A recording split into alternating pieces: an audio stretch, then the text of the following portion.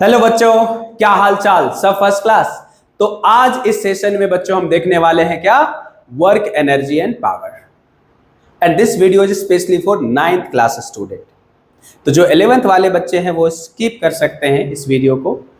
आपके लिए अलग वीडियोस बनाते रहते हैं। ये 9th क्लास के लिए पहला वीडियोस है। बच्चे कुछ रिक्वेस्ट कर रहे थे कि सर 9th का एग्जाम आ रहा है तो वर्क एनर्जी पावर का एक वीडियोस बना दीजिए जिससे हमें हेल्प हो जाए। तो बिल्कुल ये वीडियोस आपके लिए है 9th क्लास वाले बच्चों। आपको मैं बता दूं, 9th से जब आप 11th में अगर पीसीएम या पीसीबी लेना चाहते हैं 9th-10th के बाद, तो आपको मैं बता दूं जो 9th में आप जो टॉपिक पढ़ रहे हैं वर्क एनर्जी पावर ग्रेविटेशन, ये सारी चीज़ आपको 11th में भी मिलेगा, ठीक है। और जो 12th में जो चीज़ें पढ़ेंगे वो नहीं, 10th में जो पढ़ेंगे वो 12th से मैच करता हुआ दिखेगा। तो यही वर्क एनर्जी पावर हम अगर 11th में जाएंगे तो इसके थोड़े अच्छे लेवल पे, हायर लेवल के प्रैक्टिस होंगे। डिफिनेशन तो सेम ही रहेगा, कहाँ जाएगा वो। उसी में थोड़ा इनहेंस तरीके से हम पढ़ेंगे, क्वेश्चंस के प्रैक्टिस अच्छे लेवल का करेंगे जो मेंस, एडवांस या नीट के लिए होगा, ठीक है। अलग अलग लेवल्स के प्रॉब्लम होंगे। तो ये वीडियो सिर्फ 9th के बच्चों के लिए है, ठीक है। तो बच्चों रेडी हो जाइए। सबसे पहले हम देखेंगे कि वर्क क्या होता है। What is work? Work, energy, power, ये तीनों वर्ड ऐसा है जो एवरीडे हम यूज करते हैं। जैसे कहते हैं क्या कि वर्क, अरे बहुत सारा काम है, आप पढ़ाई कर रहे हैं, मैं अभी पढ़ा रहा हूं, ये सभी क्या है? वर्क है, ठीक है। कोई खेल रहा है, कोई सो रहा है, ये भी वर्क है। कोई ऑफिस जा रहा है, that is also work, right ना।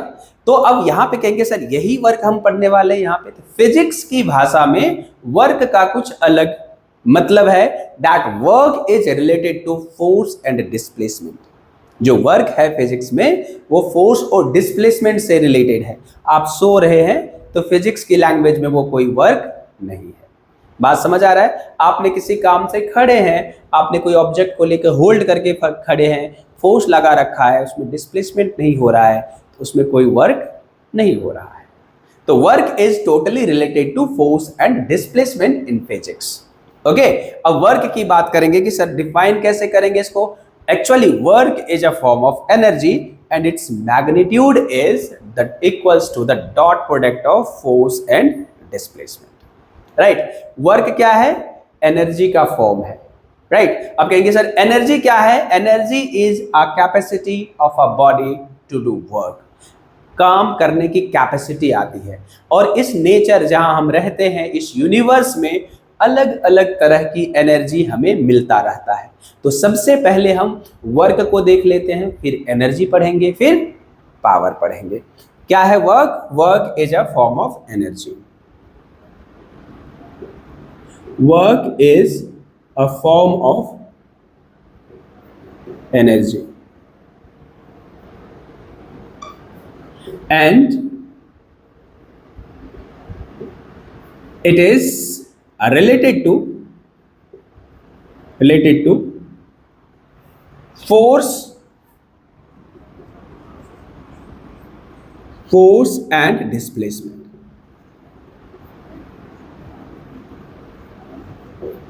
right। तो लिखेंगे the magnitude of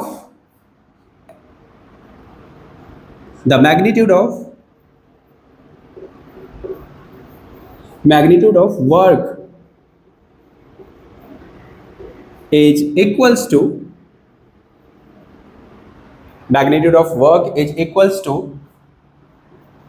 the product of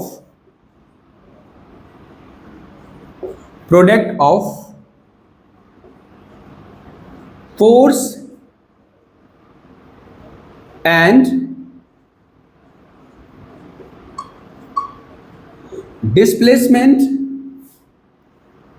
of the object along the force,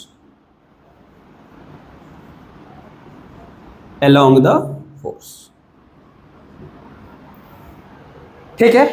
हमने क्या लिखा बच्चों? देखो वर्क क्या है? Work is a form of energy and is related to the force and displacement and the magnitude, मतलब वैल्यू कितना होगा वर्क का, is equals to the product of force and displacement of the object along the force। मतलब यहां अगर हम force की बात करें तो क्या होना चाहिए, फोर्स होना चाहिए। वर्क की बात करें तो क्या होना चाहिए, फोर्स होना चाहिए, और फोर्स के डायरेक्शन में ही डिस्प्लेसमेंट होना चाहिए। ये सपोज करो डिस्प्लेसमेंट है, डिस्प्लेसमेंट वेक्टर क्वांटिटी होता है, और ये सपोज करो क्या है, फोर्स है। तो फोर्स और डिस्प्लेसमेंट अगर सेम डायरेक्शन में हो तो वर्क क्या हो जाता है, यहां पे वर्क होता है वर्क बराबर फोर्स इनटू डिस्प्लेसमेंट।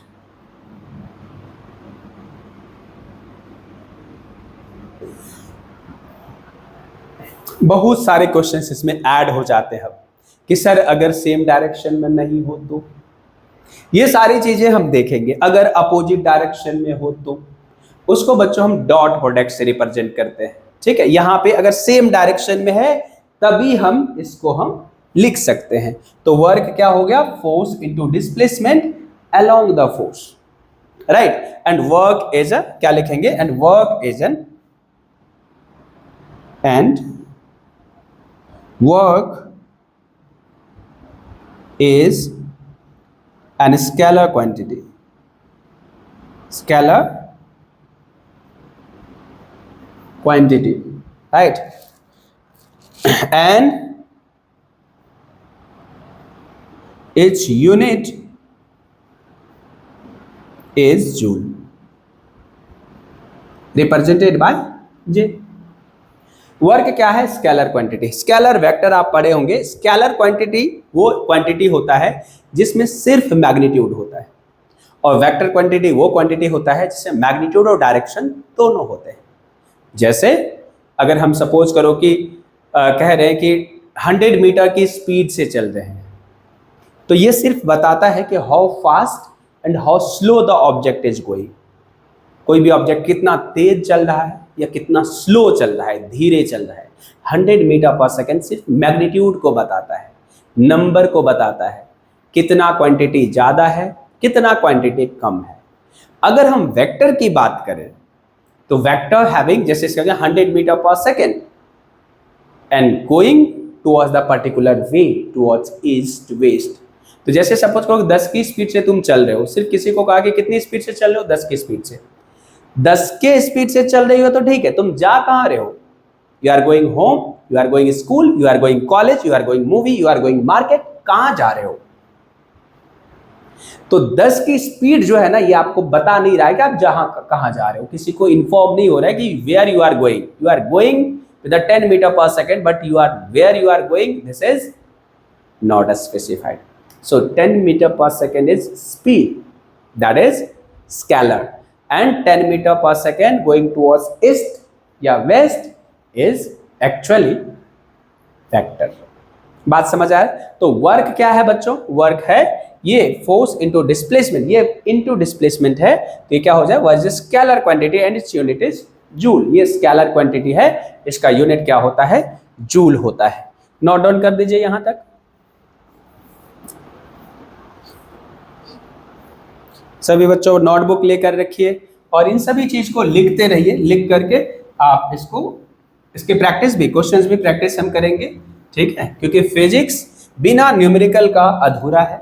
मतलब physics as a language of mathematics, तो फिजिक्स में मैथमेटिक्स तो होना जरूरी है, प्रॉब्लम सॉल्व करना जरूरी है। चलो ये तो थोड़ा हमने आपको ये बता दिया कि अगर सेम डायरेक्शन में है तब, तो थोड़ा सा और हम आपको एलिब्रेट कर देते हैं वर्क के बारे में। जरूरी नहीं है कि ये सेम डायरेक्शन में हो, ठीक है। हो सकता है कि डिस्प्लेसमेंट बच्चों इधर है, ठीक है, और फोर्स मान के चलो इधर है। लेकिन आपको थोड़ा दिक्कत क्या हो जाएगा, इसमें आप theta, cos theta, sine theta आपने नहीं पढ़ा होगा। तो यहाँ पे ये आपको क्या हो सकता है, 9th वाले बच्चों के लिए ये दिक्कत हो सकता है। तो यहाँ पे हम थोड़ा सा स्पेशली हम इसी बेसिस पे देख लेते हैं, इसको बाद में हम देखेंगे, ठीक है। तो यहाँ पे ये बातें हो सकता है आपको थीटा की बातें समझना है। तो यहाँ से हम इसको क्या लिख सकते हैं, फोर्स इनटू डिस्प्लेसमेंट हो गया, सेम डायरेक्शन में कहेंगे। अगर यहाँ पे वर्क डन क्या हो गया, तो वर्क की वैल्यू लिख देंगे, उसी की वैल्यू लिख रहे हैं यहाँ पे, वर्क बराबर F into S. and work done in this case, work done is positive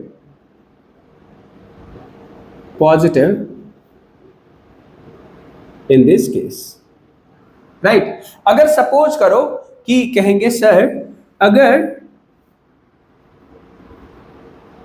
object ये है, इस पे डिस्प्लेसमेंट इधर हो रहा है लेकिन फोर्स इस पे इधर लग रहा है, तो बच्चों इस फोर्स के कारण जो वर्क होगा वो वर्क होगा नेगेटिव। अगर फोर्स के कारण वर्क होगा तो वर्क हो जाएगा नेगेटिव, राइट ना। लिखेंगे इफ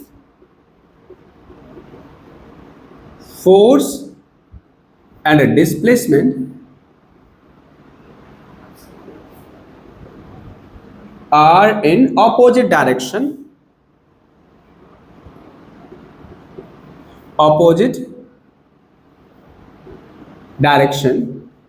then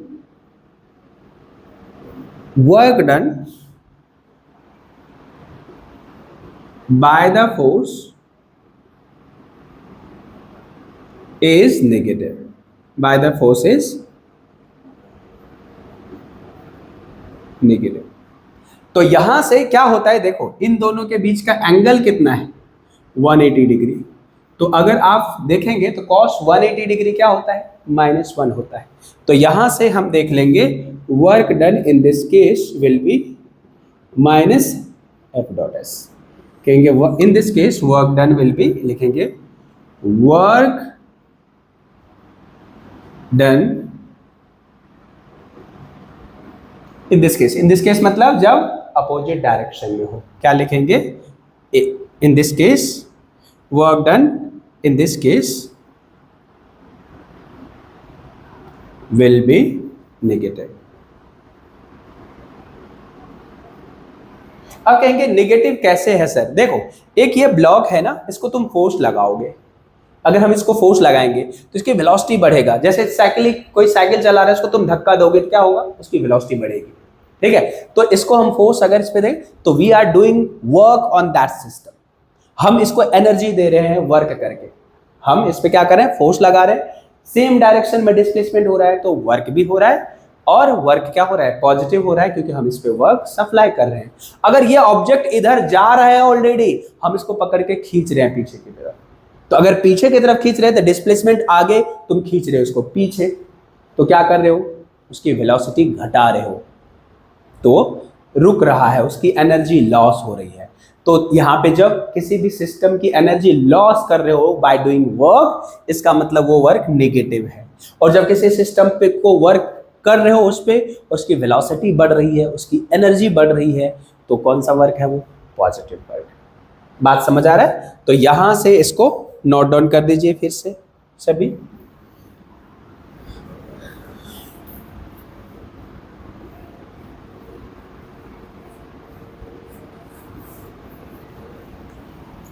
आराम से देखिए, कोई चीजें अगर हो तो कमेंट में बताना है कि सर फिर से एक्सप्लेन कर दीजिए। तो ये चीजें बच्चों ऐसा हो गया, जब फोर्स सिंपल, यहां से दो बातें आपको कंक्लूजन हुआ क्या, अगर फोर्स और डिस्प्लेसमेंट दोनों सेम डायरेक्शन है, ये डिस्प्लेसमेंट है और ये क्या है, फोर्स है, तो वर्क डन क्या हो जाएगा, वर्क डन हो जाएगा plus F × S, work done will B positive. अगर इधर डिस्प्लेसमेंट है, इधर जा रहा है ऑब्जेक्ट और फोर्स तुमने इधर लगा रखा है, तो यहां पे वर्क डन क्या हो जाएगा, कहेंगे वर्क डन हो जाएगा -F.S। मतलब work done will B positive when you are applying force in the direction of displacement, and the work done will be negative when you are applying force against the displacement। बात समझ आ गई। ये दोनों चीजें हमें clear हो गया। तो वर्क हम जब भी निकालेंगे तो क्या करेंगे, फोर्स को डिस्प्लेसमेंट से मल्टीप्लाई कर देंगे। अब यहां पे हम देखेंगे सर अगर फोर्स सेम डायरेक्शन में भी ना हो और अपोजिट डायरेक्शन में भी ना हो तो क्या हो जाएगा। तो यहां पे इस केस में सभी बेसिस पे ये 9th वाले बच्चों को थोड़ा उसको पता नहीं चल सकता है, क्योंकि वो एंगल 10th में जाके पढ़ते हैं, ठीक है। तो यहां से अगर हम देखेंगे, अगर ये डिस्प्लेसमेंट है एस, और ये अगर फोर्स है एफ और इन दोनों के बीच का एंगल होता है ये थीटा, तो वर्क होता है बच्चों, वर्क होता है, वर्क बराबर लिखते हैं dot product of force and displacement. और डॉट प्रोडक्ट को बच्चों डिफाइन करते हैं कैसे, वर्क बराबर लिखेंगे एफ, ऐसे वेक्टर फॉर्म में लिखेंगे एस, और एफ क्या है, वेक्टर है, एफ क्या है, वेक्टर है, और एस क्या है, वेक्टर है। दोनों के बीच का एंगल कितना है, कितना है, थीटा। तो डॉट प्रोडक्ट को बच्चों डिफाइन करते हैं ऐसे, क्या, एफ एस कॉस थीटा। अब कॉस थीटा का हो सकता है, कॉस थीटा के बारे में आप नहीं जानते होंगे, 9th क्लास के बच्चे अगर हैं तो, ठीक है, तो नहीं जानते होंगे, तो मैं आपको वैल्यू बता देता हूं। Cos theta, sine theta, tan theta, sec theta, ये ट्रिगोनोमेट्रिकल फंक्शन है जो आप पढ़ेंगे। तो यहां से कॉस थीटा की वैल्यू सिर्फ मैं बता देता हूं कुछ वैल्यूज, ठीक है। तो कॉस थीटा की वैल्यू, कॉस अगर 0 है तो इसकी वैल्यू होती है 1, और कॉस 180 है तो इसकी वैल्यू होता है -1। इसी तरह से कॉस अगर 30 है इसका वैल्यू होता है √3/2। क्या होता है, √3/2। कॉस 60 है इसकी वैल्यू होता है 1/2, और कॉस 90 है इसका वैल्यू होता है 0। और कॉस 45 क्या होता है, कॉस 45 होता है बच्चों, कॉस 45 होता है क्या, 1/√2।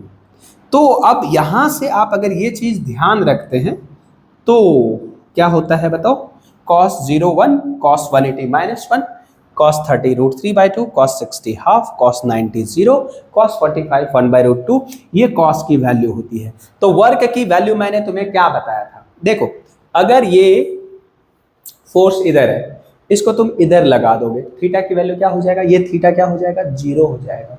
और जब 0 लिखोगे तो cos 0 की वैल्यू देखो क्या है, 1 है, तो वर्क डन क्या हो जाएगा, लिखेंगे वर्क डन क्या हो जाएगा, लिखेंगे if theta equals to 0 work done will be Fs। Next यहां से लिखेंगे if theta equals to 180 work done will be -Fs। क्यों होगा -Fs, देखो तो cos 180 की वैल्यू क्या लिख दिया यहां से, तो क्योंकि वर्क का वैल्यू हम लिख रहे हैं क्या, Fs cos थीटा, तो यहां पे हम cos थीटा की वैल्यू पुट करते जा रहे हैं बच्चों। देखो 0 के लिए क्या होगा, cos 0 क्या होता है 1, तो यहां पे हमने माइनस लिख दिया, और यहां पे अगर 30 लिखेंगे if theta equals to 30 degree then work बराबर √3/2 Fs। ये है अलग अलग केसेस में वर्क की वैल्यू। नेक्स्ट लिखेंगे इफ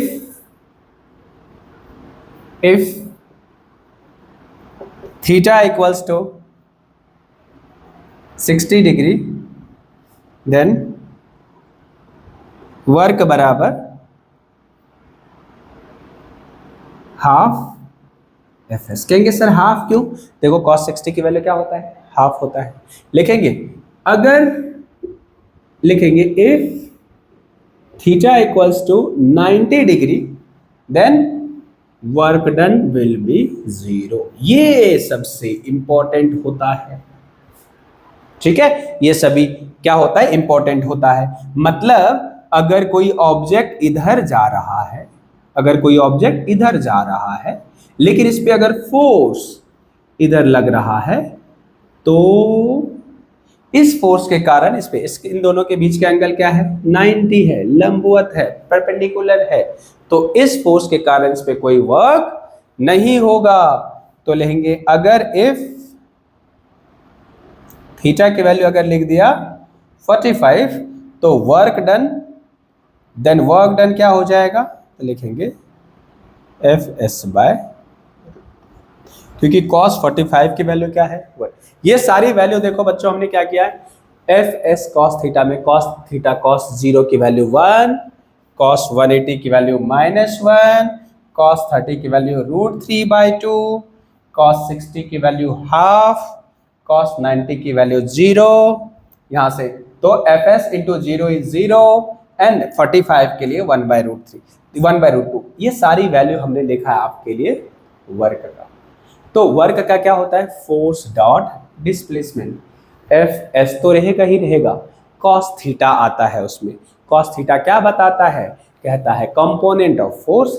हमने क्या कहा? Force into displacement along the force. तो फोर्स का कंपोनेंट, कंपोनेंट मतलब होता है पार्ट, टुकड़ा, अलोंग द डिस्प्लेसमेंट। तो इसका जो कंपोनेंट होगा बच्चों इधर एस के डायरेक्शन में क्या होता है? F S, F cos theta होता है। तो इसीलिए हम इसको लिखते हैं F dot S, that is F S cos theta. तो अब इतनी बातें अगर आप समझते हैं 9th क्लास के बेसिस पे, तो इस बेसिस पे आपके बोर्ड में क्वेश्चंस आ जाएंगे और कुछ नहीं होगा। ठीक है? तो अगर सेम डायरेक्शन में है तो वर्क पॉजिटिव, अपोजिट डायरेक्शन में फोर्स है तो वर्क नेगेटिव, परपेंडिकुलर डायरेक्शन में तो वर्क 0। इसका मतलब फोर्स के कारण work done can be positive, negative and 0। Work done क्या हो सकता है? पॉजिटिव हो सकता है, नेगेटिव हो सकता है और 0 हो सकता है, बशर्ते कि फोर्स लग रहा है तो भी। इसी का एक एग्जाम्पल होता है work done by the porter is always 0। Always 0 नहीं होता है। पोर्टर समझते हो ना? कूली जो सामान उठाता है, तो उसके कारण वर्क डन क्या होता है? 0 होता है। फिजिक्स की अगर बात करो, इसमें फिजिक्स की अगर बात करो तो फिजिक्स में उसके कारण वर्क ही नहीं हो रहा है, क्योंकि उसने कोई बैग उठाया और सर पे रख लिया। तो सर पे जब रख लिया तो सर का कांटेक्ट फोर्स किधर लगेगा? ऊपर की तरफ, और वो जाएगा किधर? सीधे की तरफ। तो जा रहा है इधर और फोर्स किधर लग रहा है? ऊपर की तरफ लग रहा है। तो इन दोनों के बीच में एंगल कौन सा केस बन रहा है? देखो तो ये वाला केस बन रहा है, डिस्प्लेसमेंट इधर और फोर्स इधर। तो फोर्स और डिस्प्लेसमेंट क्या है? 90 डिग्री पे है, और cos 90 क्या होता है? 0 होता है। तो कूली जो सामान सर पे उठा के चल रहा है ऐसे ऐसे, तो वो सीधा जा रहा है, और फोर्स किधर लगा रहा है? सर के कारण ऊपर फोर्स लग रहा है। तो फोर्स उधर ऊपर की तरफ like this and displacement like this. तो वर्क डन क्या? 0। फिजिक्स में वर्क डन 0 होगा। लेकिन ये अगर कूली को कह दे उससे सामान ढुआ ले, यहां से 1 किलोमीटर लेके चले गए, उसको बोले भाई तूने तो वर्क ही नहीं किया, क्योंकि फिजिक्स में तो वर्क डन होता नहीं है। वहां पे उसने वर्क किया है, मेहनत किया है, उसका अलग है। लेकिन फिजिक्स में वर्क का जो आपने फोर्स लगाया, उसका डिस्प्लेसमेंट के डायरेक्शन में कंप्लीटली होना, या फोर्स का कोई कंपोनेंट का डिस्प्लेसमेंट के डायरेक्शन में होना बहुत जरूरी है। अगर कोई डिस्प्ले कंपोनेंट नहीं है, जैसे इसका कंपोनेंट बच्चों ये हो जाएगा एफ cos 90 की वैल्यू 0, तो इसका कंपोनेंट नहीं है, इसलिए वर्क डन नहीं है। तो हम क्या समझेंगे यहाँ पे? Work done can be positive, negative और 0। This is all about the work. आप क्वेश्चंस सॉल्व कर सकते हैं। थोड़े बहुत हम एक आध देख लेते हैं इसमें किस तरह से क्वेश्चंस पूछे जा सकते हैं। इसको नोट डाउन कर दीजिए, ठीक है सभी?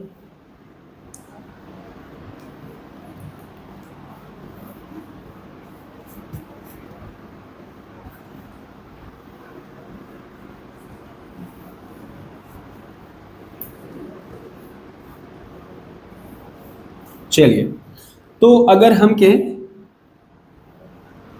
लिखेंगे, एक क्वेश्चंस लिखें। An object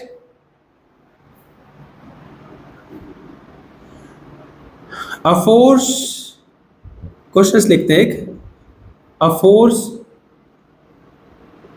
of 100 Newton, a force of 100 Newton acting on the object and the object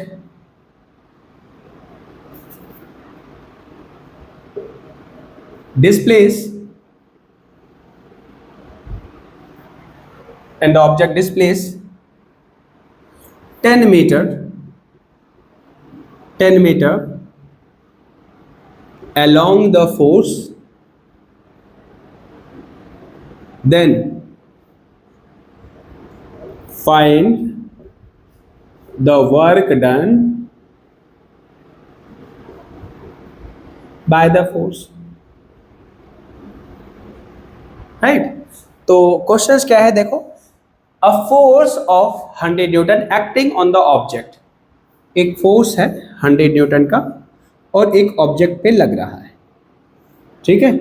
और इस ऑब्जेक्ट को जब लग रहा है तो ये लग रहा है इधर कितना, एफ है, कितना फोर्स है ये 100 न्यूटन, और इसी डायरेक्शन में डिस्प्लेसमेंट हो रहा है कितना, अलोंग द फोर्स, देखो along the force same direction में, तो थीटा कितना हुआ 0, दोनों अगर सेम डायरेक्शन में तो थीटा की वैल्यू क्या लेंगे 0, कितना हो रहा है ये 10 मीटर।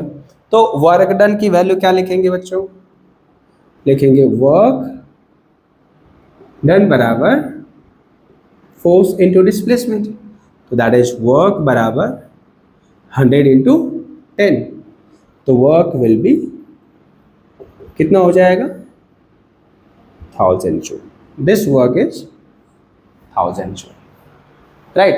जैसे सपोज करो एक ऑब्जेक्ट को, नेक्स्ट अगर क्वेश्चंस लिखे, नेक्स्ट जो क्वेश्चंस लिखेंगे, एन ऑब्जेक्ट, कोई दिक्कत इसमें ना, नहीं ना, क्या लगा force into displacement is work, so simple 1000 joule. लेकिन an object is displace vertically downward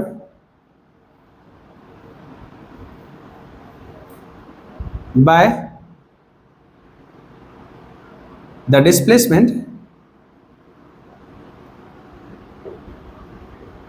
displacement 10 meter, then find the work done by the weight of the object, weight of the object के कारण work done कितना हुआ। तो ये चीजें हो गया बच्चों, इस दो क्वेश्चंस, दो एग्जांपल हम ले लेते हैं ताकि हमें पता चल जाए कि कैसे सॉल्व कर सकते हैं किसी भी प्रॉब्लम को अगर वर्क पूछा जाए तो। कोई दिक्कत क्या, यहां से देखो, N object displace vertically downward, एक ऑब्जेक्ट है यहां पे, सपोज करो इसका मास है m, तो मास इसका वेट कितना होता है, वेट होता है mg, ठीक है, और इसको डाउनवर्ड डायरेक्शन में डिस्प्लेस कर दिया, कितना डिस्प्लेस किया देखो तो 10 मीटर, कितना डिस्प्लेस किया कहेंगे 10 मीटर, तो फोर्स कितना लग रहा है नीचे की तरफ कहेंगे mg।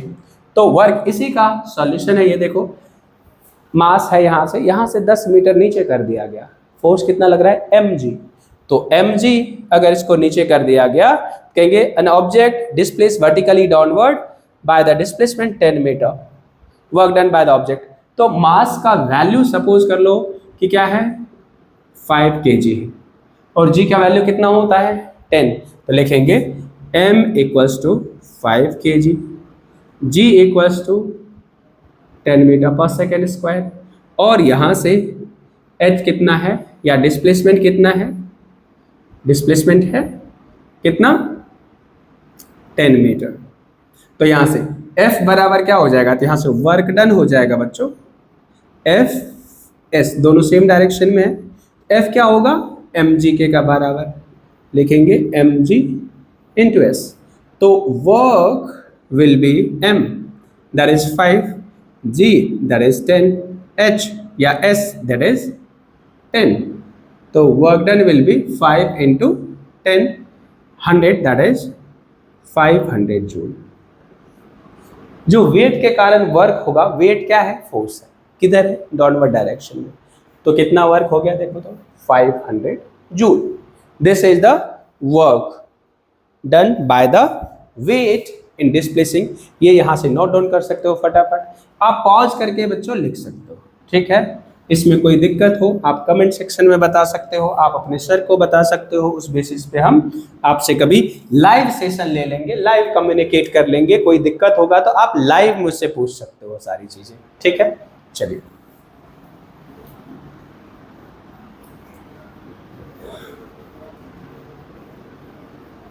नेक्स्ट देखेंगे क्या, एनर्जी। नेक्स्ट क्या देखेंगे, energy.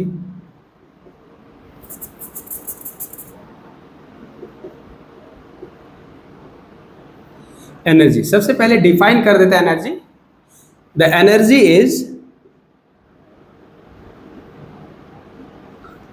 Is capacity of a body to do work.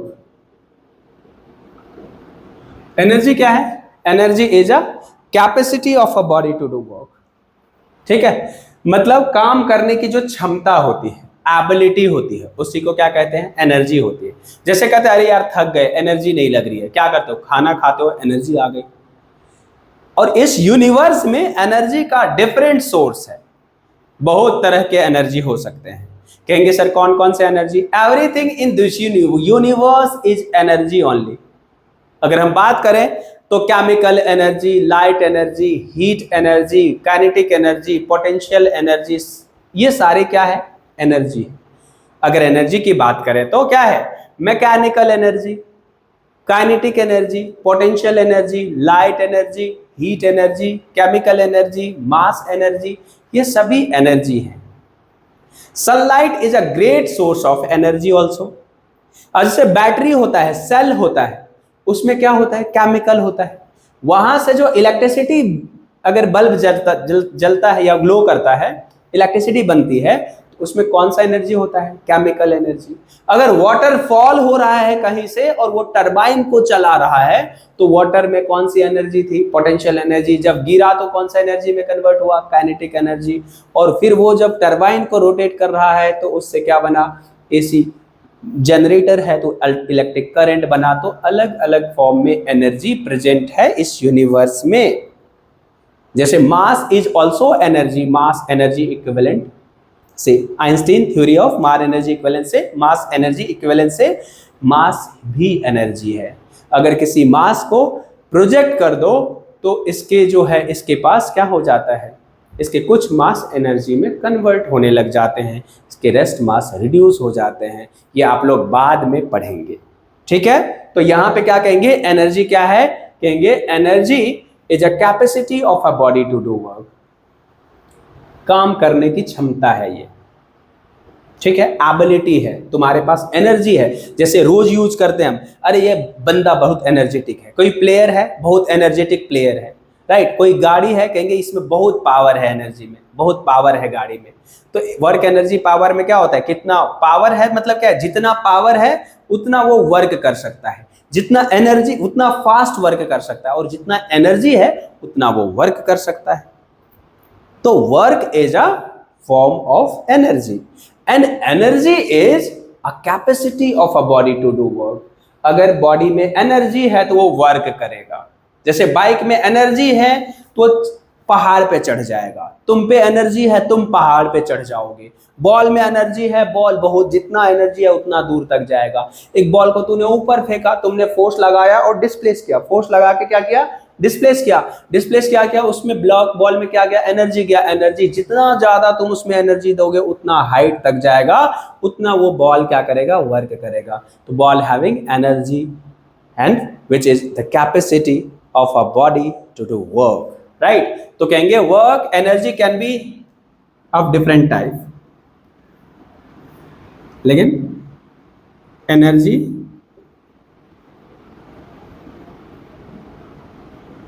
can be in the various form,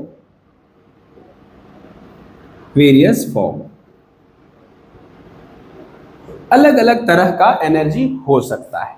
ठीक है, बहुत अलग अलग फॉर्म में एनर्जी हो सकता है। पहला लिख देते हैं क्या, मैकेनिकल एनर्जी। मैकेनिकल एनर्जी ये होता है बच्चों kinetic energy, kinetic energy plus potential energy.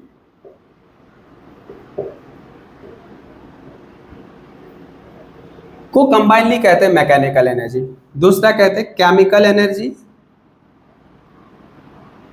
Chemical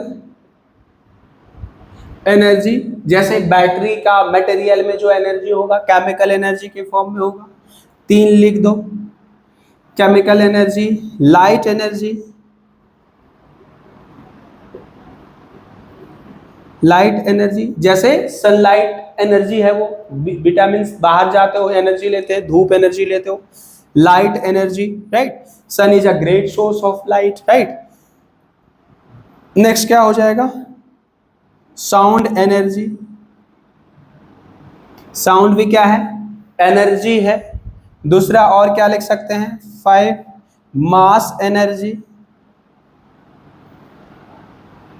मतलब everything having energy, nothing in this universe is without mass, it means everything having energy, somewhat energy, right ना। साउंड एनर्जी, मास एनर्जी, ये सभी क्या है, एनर्जी के अलग अलग format है। लेकिन but in this chapter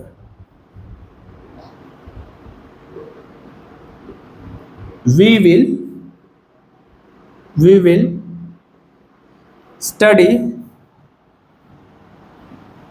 or discuss only about the mechanical energy,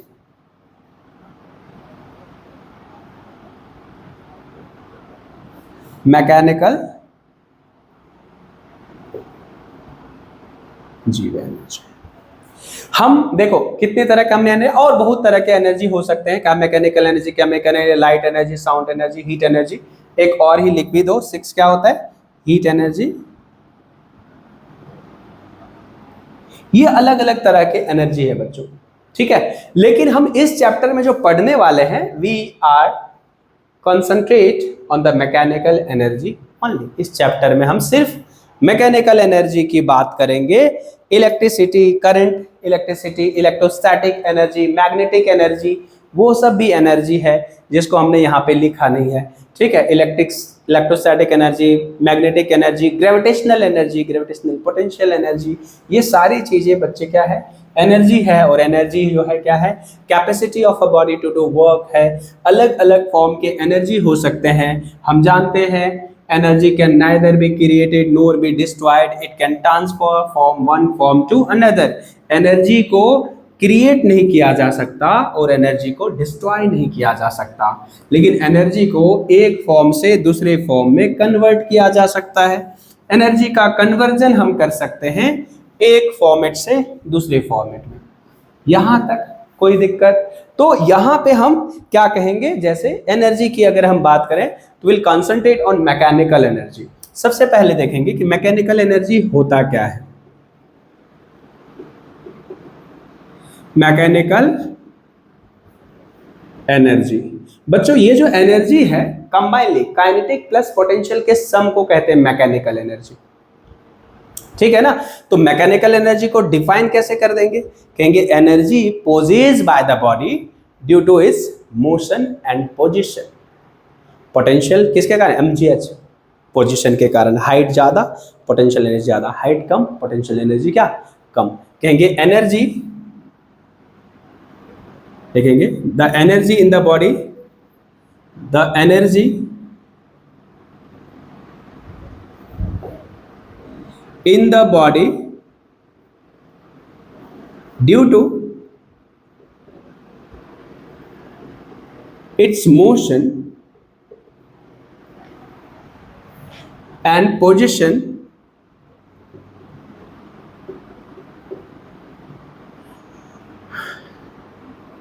or configuration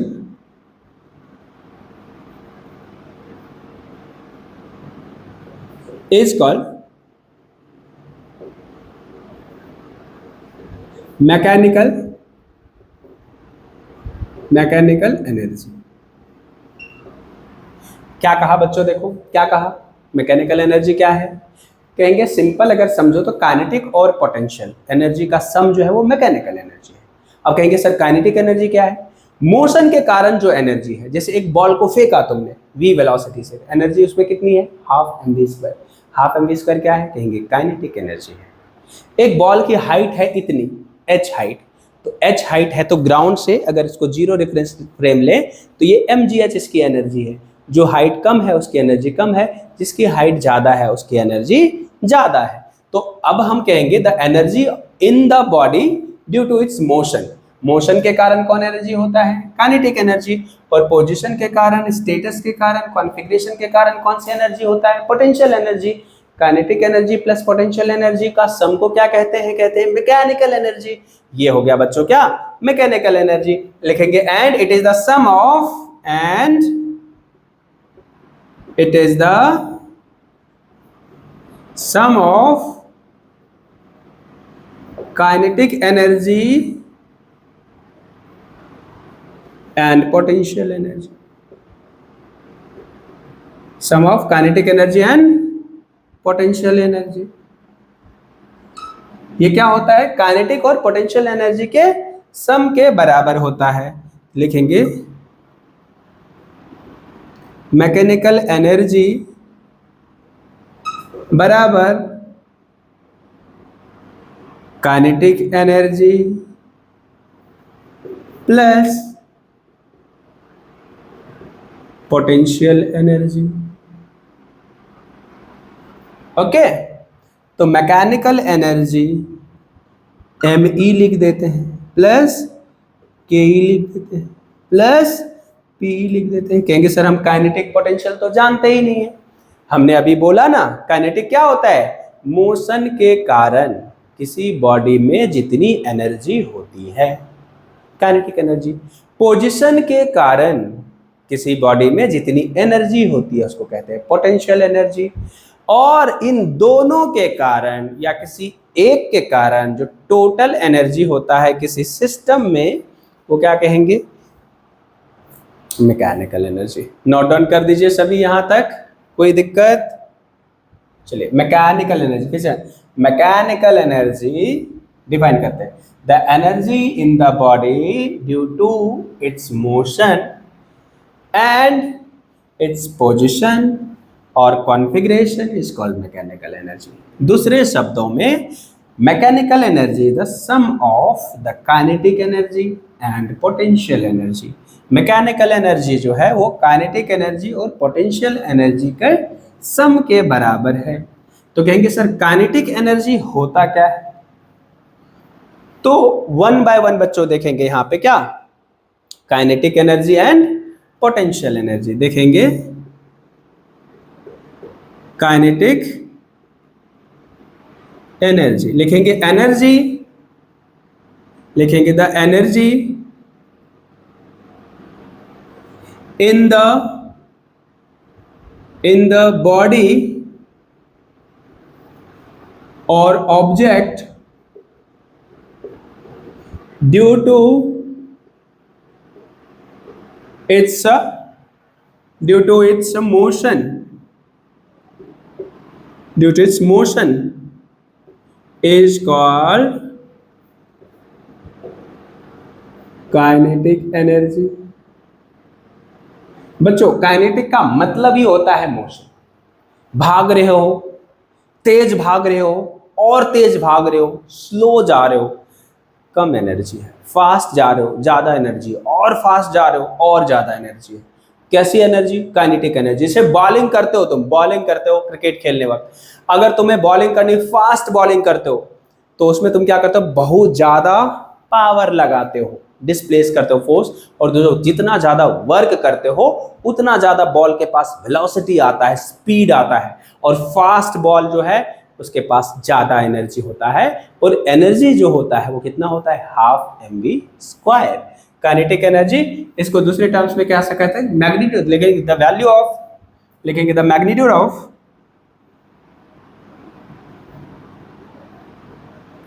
magnitude of kinetic energy is equals to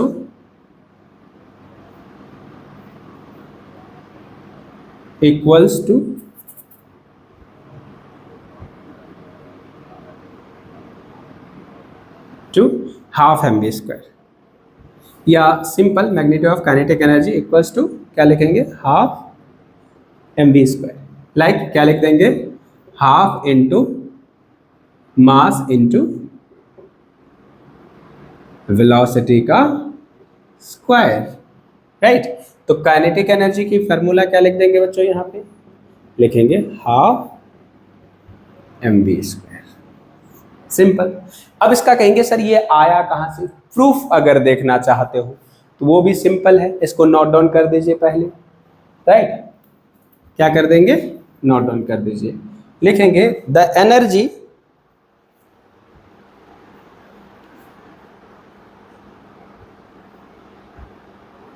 लिखेंगे द वर्क डन, यहां से half mv square kinetic energy. अब इसका प्रूफ देखो कैसे होगा, proof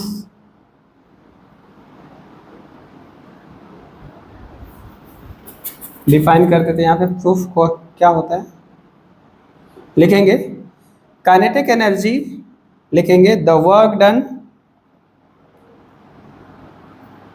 the work done on the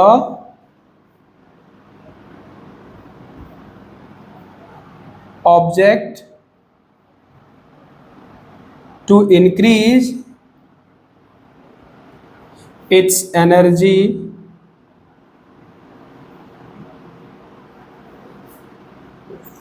from the work done on the object to increase its energy या to increase its velocity, the work done on the object to increase its velocity from 0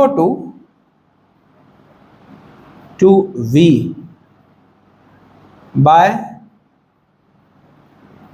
applying force is stored in the form of stored in the form of kinetic energy, kinetic energy। देखो जैसे कोई object है उसको velocity दोगे, force लगाओगे, जैसे इसकी velocity, इसको वेलोसिटी देना है, तो इसकी वेलोसिटी क्या है, 0 है, हमने फोर्स लगाया और डिस्प्लेस किया तो इसमें वेलोसिटी आ गई। तो कहाँ से, 0 से इसकी वेलोसिटी कितनी आएगी, तो हमने इस पे फोर्स लगा के डिस्प्लेस किया, तो फोर्स इनटू डिस्प्लेसमेंट क्या हुआ, वर्क हुआ, और जितना हमने वर्क किया है उतना इसमें क्या हो गया, एनर्जी स्टोर हो गया। कौन सा एनर्जी, कहेंगे काइनेटिक एनर्जी। तो यहां से इसी को हम क्या करेंगे, डिफाइन कर देंगे, लिख देंगे इसमें।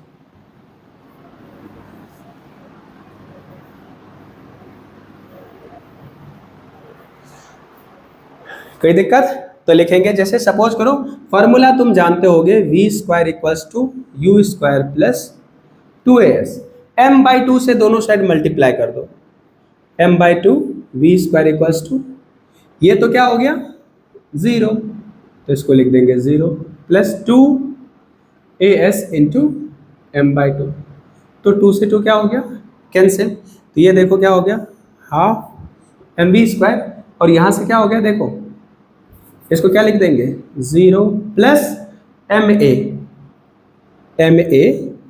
इंटू एस, ma क्या होता है, फोर्स, तो हाफ mv स्क्वायर क्या हो गया, ये f into s, that is f into s equals to क्या, हाफ mv स्क्वायर। हमने डिफाइन कैसे किया कि वर्क डन जो है वो काइनेटिक एनर्जी के फॉर्म में, तो ये क्या है, वर्क डन है, तो ये वर्क डन बराबर क्या हो गया, काइनेटिक एनर्जी की वैल्यू क्या हो गई, half mv square.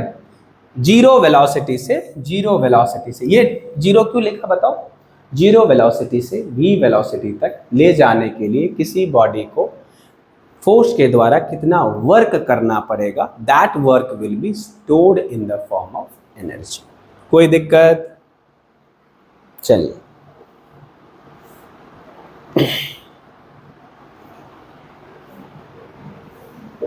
Note down कर दीजिए इसको फटाफट एवरीवन।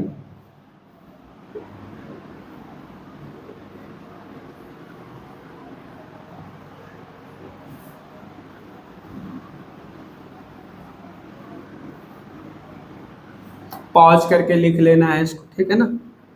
वर्क हो गया, एनर्जी हो गया, अब पोटेंशियल, काइनेटिक एनर्जी हो गया, पोटेंशियल एनर्जी। जैसे लिखेंगे, एक क्वेश्चन लिख देते हैं, an object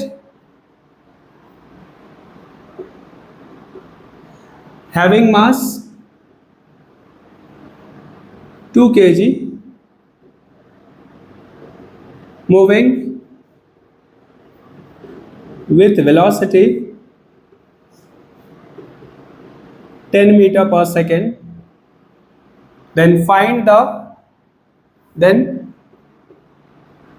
the kinetic energy of that object.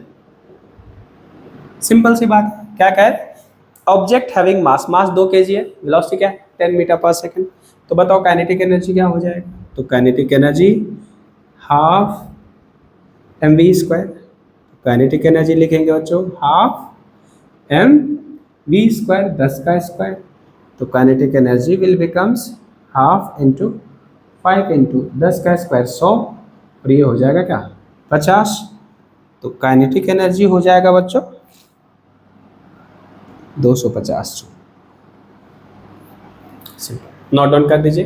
देखो मास दिया था, वेलोसिटी दिया था, हाफ mv² कर दिया, 10 का स्क्वायर 100 और इसको 2 से कैंसिल करा दिया, 25 25 250 जूल काइनेटिक एनर्जी है किसके पास, एक ऑब्जेक्ट के पास, जो कितनी वेलोसिटी से, इसको फटाफट पॉज करके लिख दीजिए, ठीक है ना, एक ऑब्जेक्ट के पास जिस ऑब्जेक्ट का मास कितना था 2 kg, वेलोसिटी कितनी थी 10 मीटर पर सेकेंड, ये हो गया काइनेटिक एनर्जी। नेक्स्ट अगर देखेंगे तो देखते हैं पोटेंशियल एनर्जी, लिखेंगे पोटेंशियल एनर्जी, पोटेंशियल एनर्जी लिखेंगे the energy of the object due to its position or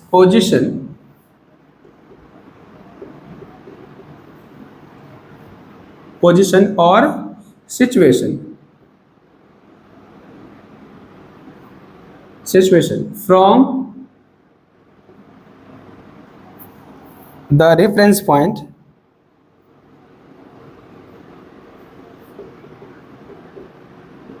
is called, the energy of the object due to its most position or situation from the reference point is called potential energy, is called potential energy. The energy of object due to its position or situation from the reference point is called potential energy. जैसे suppose करो यहाँ पे height इसको मान लेते हैं 0, ये जो हाइट है पोटेंशियल एनर्जी रिलेटिव क्वांटिटी है, अगर यहाँ 0 मान लिया तो ये हाइट हो गया h, यहाँ 0 मान लिया तो ये हाइट हुआ h, यहाँ 0 मान लिया तो ये हाइट हुआ h, ये नेगेटिव हाइट हुआ, तो 0 कहाँ मान लेते हो, इसको रेफरेंस पॉइंट ले लेते हैं।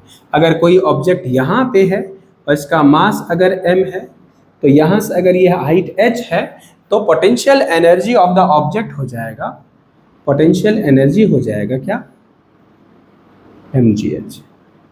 अब कहोगे सर ये पोटेंशियल एनर्जी mgh कैसे हो गया, तुमने ये क्या हो गया, यहाँ से फोर्स लगाया किधर ऊपर और डिस्प्लेसमेंट किधर हुआ ऊपर, कितना फोर्स लगाया mg के बराबर, तो mgh जितना वर्क किया उतना ही पोटेंशियल एनर्जी हो गया। लिखेंगे पोटेंशियल एनर्जी बराबर amount of work done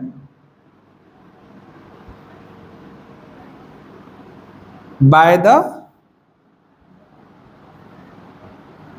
force to raise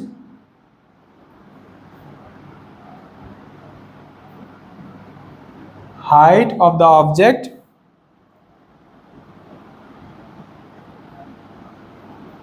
against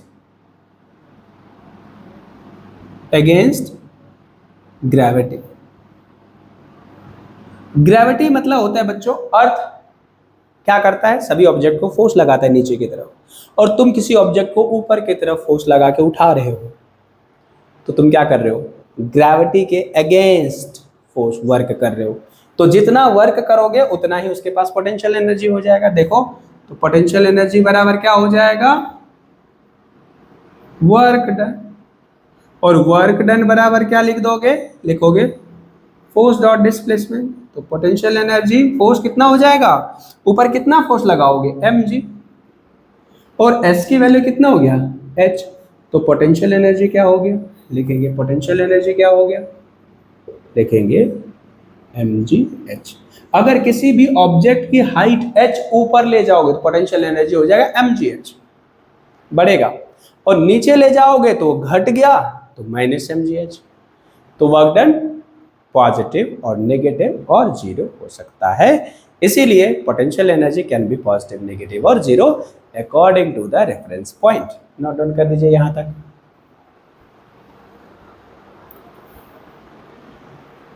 Write down fast up to here.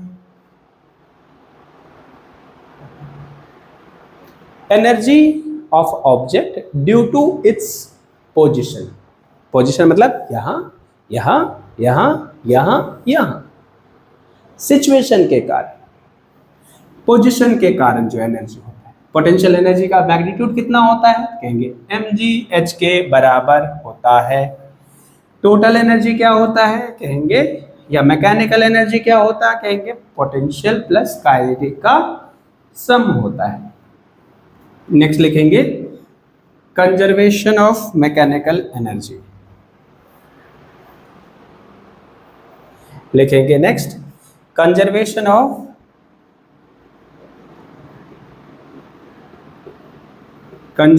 Of mechanical energy, लिखेंगे इट स्टेट्स दैट, क्या कहता है ये, it states that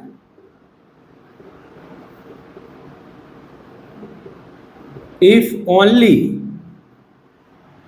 conservative force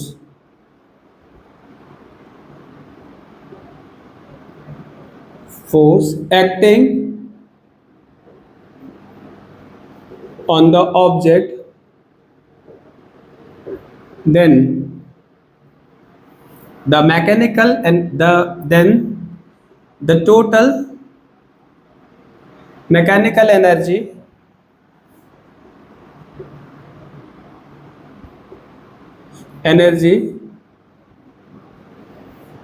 of the system remains conserved। क्या कहा देखो तो, सिर्फ conservative, it states that if only conservative force is acting on the system. अगर किसी सिस्टम पे, किसी बॉडी पे सिर्फ कंजर्वेटिव फोर्स लग रहा है, कहेंगे सर कंजर्वेटिव फोर्स क्या होता है, जैसे ग्रेविटेशनल फोर्स, स्प्रिंग फोर्स, और हमने जो लगाया वो फोर्स जो एनर्जी को डिसिपेट नहीं करता, खर्च नहीं करता, जैसे friction force, air friction, water viscous, water friction, liquid friction, ये सभी क्या है, नॉन कंजर्वेटिव फोर्स है। तो आप लोग को कंजर्वेटिव नॉन कंजर्वेटिव फोर्स नहीं पढ़ना है, 9th वाले बच्चों को मेरे हिसाब से mechanical conservation of mechanical energy पढ़ना है। तो कहेंगे टोटल काइनेटिक एनर्जी और पोटेंशियल एनर्जी का सम जो होता है, मैकेनिकल एनर्जी होता है, वो हमेशा क्या होता है, कांस्टेंट होता है। लिखेंगे kinetic energy plus potential energy बराबर कांस्टेंट, यही है सिंपल। कहेंगे काइनेटिक क्या है, कहेंगे हाफ mv², पोटेंशियल क्या है, कहेंगे mgh, बराबर क्या लिख देंगे, कांस्टेंट। इसका मतलब क्या हुआ, तो कहेंगे अगर तुम वेलोसिटी बढ़ाओगे, चेंज करोगे, तो ये भी चेंज हो जाए, हाफ mv1² प्लस mgh1 बराबर हाफ mv2² प्लस mgh2। ये देखो इसका मतलब क्या हुआ बच्चों, देखो अगर तुमने वेलोसिटी यहाँ पे h1, यहाँ पे हाइट कम, वेलोसिटी ज़्यादा है, यहाँ पे हाइट क्या हुआ, ज़्यादा हो गया, तो वेलोसिटी क्या हो जाएगा, कम हो जाएगा। लेकिन जो एक पोजीशन पे है वहाँ पे total kinetic energy potential energy का जितना होगा, दूसरे पोजीशन पे भी उतना ही काइनेटिक पोटेंशियल होगा। जैसे फॉर एग्जांपल यहाँ पे एक बॉल को तूने फेंका v वेलोसिटी से, तो हाईएस्ट पॉइंट पे वेलोसिटी क्या हो जाएगी, जीरो। हाईएस्ट पॉइंट पे बॉल क्या करेगा, रुक जाएगा, तो वेलोसिटी क्या हो गया, जीरो। काइनेटिक एनर्जी क्या हो गया, जीरो। तो वेलोसिटी और काइनेटिक एनर्जी अगर जीरो हो गया तो वहां पे एनर्जी गया कहां, तो कहेंगे हाइट जो बढ़ा पोटेंशियल एनर्जी में चला गया। तो जितनी एनर्जी उसको काइनेटिक एनर्जी के फॉर्म में था वो पोटेंशियल एनर्जी के फॉर्म में कन्वर्ट हो गया। This is all about the conservation of mechanical energy. इतना ही काफी है आपके कॉम्पिटिटिव आपके बोर्ड पॉइंट ऑफ व्यू के लिए, इतना आप देख सकते हो। दिस इज डन, लिख दीजिए इसको फटाफट। नेक्स्ट लास्ट टॉपिक है इसमें क्या, पावर। पावर मतलब पावर समझते ही हो, क्षमता, एबिलिटी, ये सभी को क्या कहते हैं, पावर कहते हैं। तो में कितना दम है, कितना पावर है। रोज ही हम वर्ड को देखते हैं कि ये पावरफुल प्लेयर है, कहते हैं जी पावरफुल गाड़ी है, ये पावरफुल कार है, पावरफुल बाइक है, ये पावरफुल फोर व्हीलर है, पावरफुल ट्रक है। तो पावरफुल वर्ड हम हमेशा सुनते रहते हैं। तो पावर है क्या, जिस बॉडी के पास जितना फास्ट काम करने की क्षमता होती है उसी को पावर कहते हैं। तो क्या कहेंगे, पावर। मैकेनिकल पावर को डिफाइन करते हैं पावर, ठीक है। पावर को डिफाइन करते हैं, लिखते हैं क्या, पी से लिखते हैं बच्चों, the rate of doing work is called power. Rate of doing work is called power. काम करने की क्षमता को पावर कहते हैं। And the power is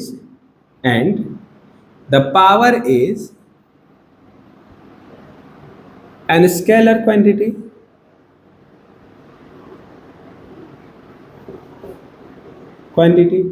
And its unit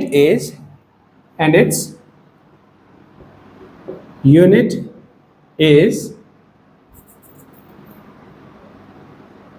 joule per second, called watt,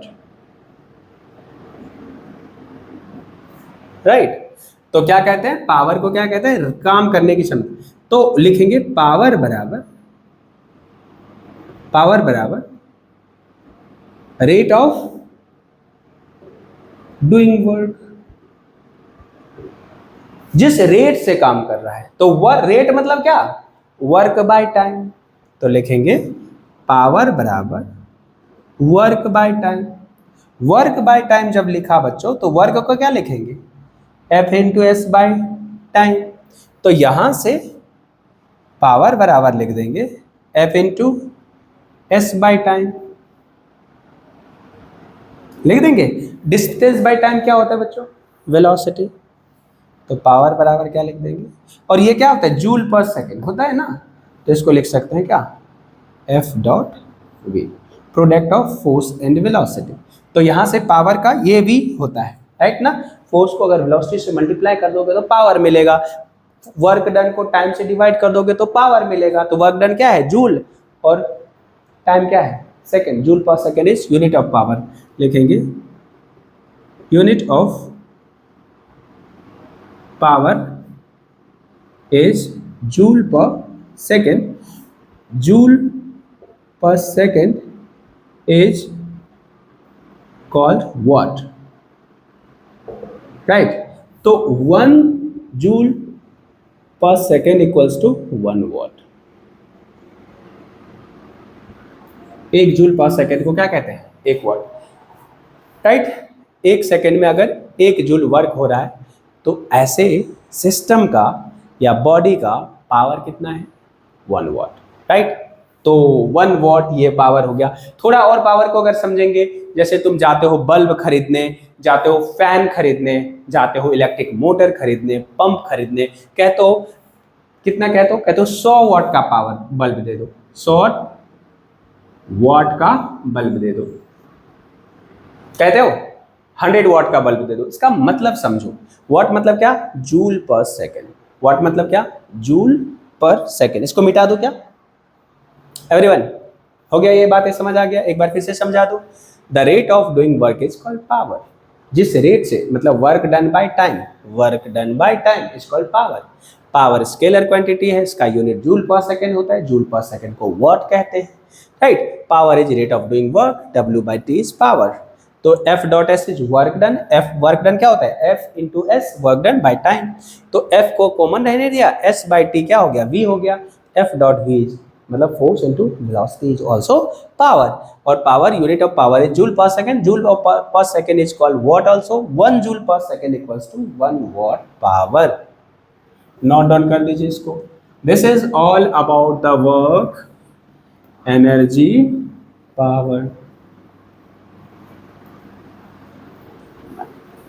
अब जैसे तुम जाते हो, अब वर्क को, work rate of doing work भी पावर होता है और rate of transfer of energy भी पावर होता है। जिस रेट से एनर्जी ट्रांसफर होता है उसको भी पावर कहते हैं।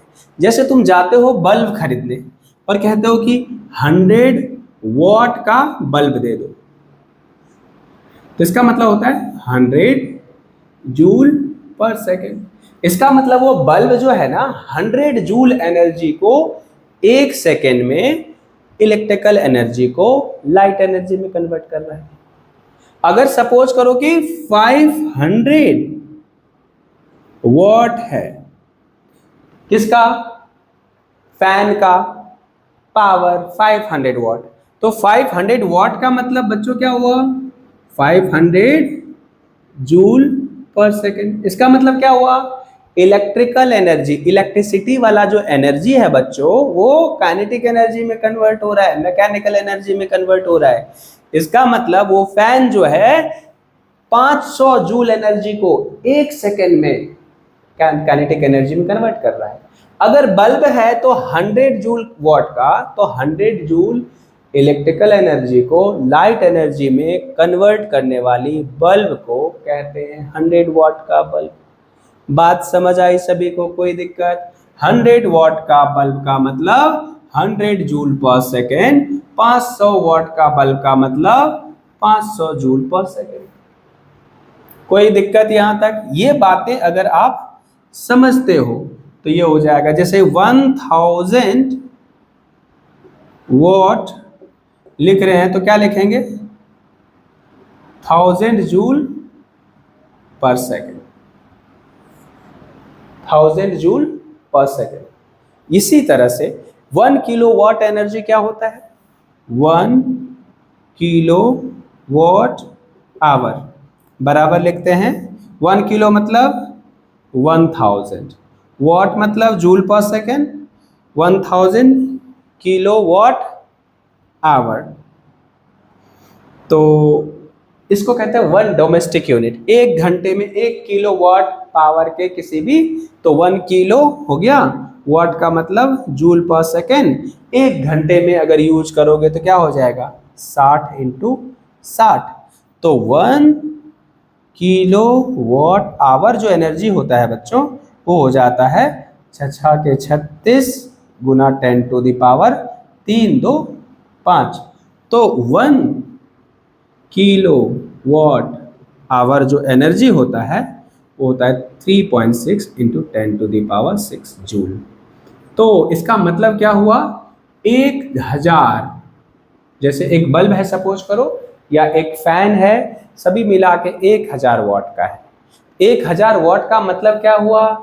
1000 वॉट का मतलब हुआ 1000 जूल पर सेकेंड।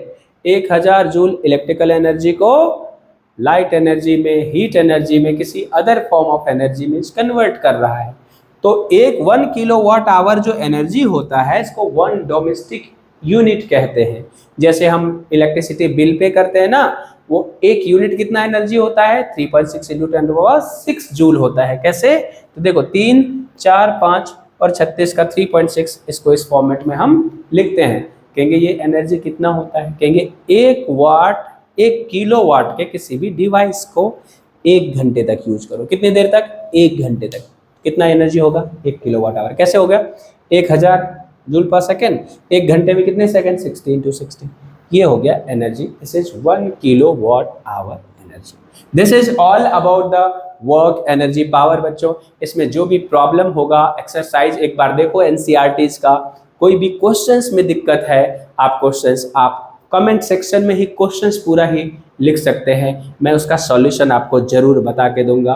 कोई और भी कंफ्यूजन कहीं पे सपोज करो कुछ चीजें समझ नहीं आई, क्योंकि ऐसा है कि आपका 9th का अलग लेवल होता है, 11th का अलग होता है, तो भी अगर कोई चीजें दिक्कत हो you can write in the comment section और you can say your sir to ask me or I will explain again in next video in case of any doubt.